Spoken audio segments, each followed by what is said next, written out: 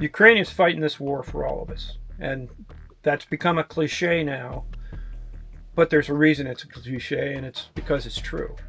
These people are fighting to preserve their culture, their freedom, their way of life, and I just say, if not here, where? And if not now, when? A stand has to be made. After the full-scale invasion, I think I was just very angry. And then to see the early footage, what was happening in Bucha, what was happening, I was like, I have to do something.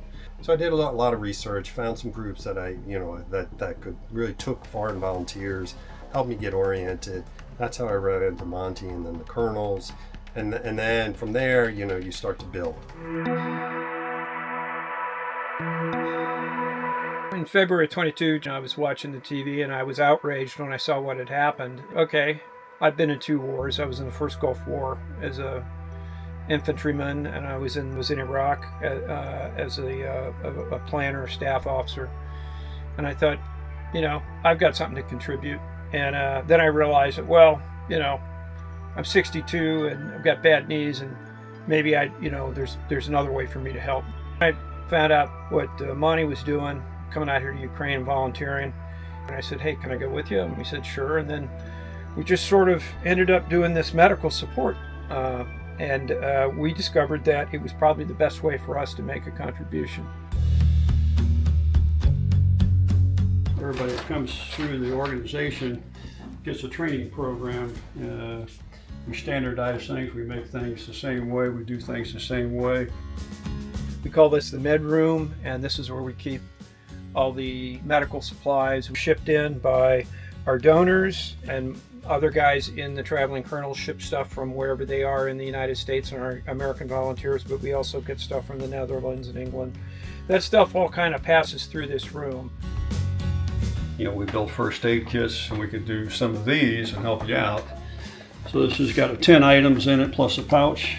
It's got the main things you're going to need: a tourniquet, trauma bandage, an emergency blanket, hemostatic gauze, a triangle bandage for a backup tourniquet, and gauze. If you had those things, you can keep yourself alive.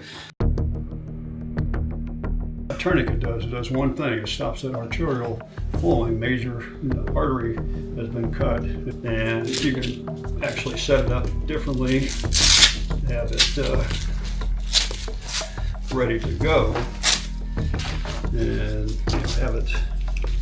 you might have it a little bit offset so that when you pull it out, you can snap it open. Boom. Not put it on inside out. You want to pull from the other way. Right.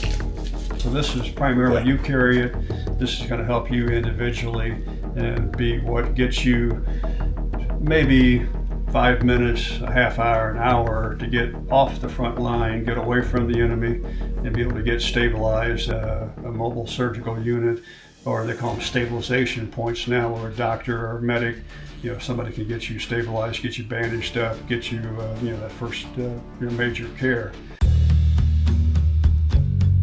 When I first really started, we were really focused on first aid kits. Because at that point, a lot of the units that were going out, particularly the International Legion and things like that, they just didn't have the first aid kits for the soldiers. Yeah. And so a lot of groups were going out to the front with maybe, no first aid kits whatsoever, or some poorly made first aid kits. While we still do the first aid kits, we've kind of now a little bit more focused on that stabilization point to military hospital.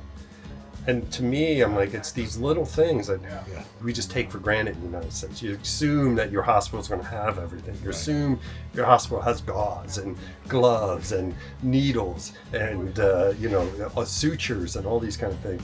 You start to realize the volume of stuff that these guys, really need and require. Last year, I think we did like 22 tons of stuff that we shipped around this country, and everything got there. Everything got it, made it to the soldiers, made it to the front lines, made it to the hospitals, made it to the stabilization points.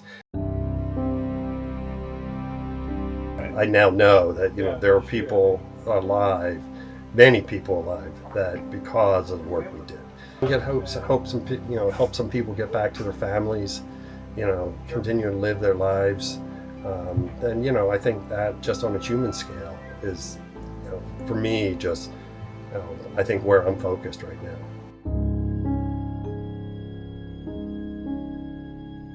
People ask me, why, and I say, well, it's very rewarding. It's hard to find a word for this.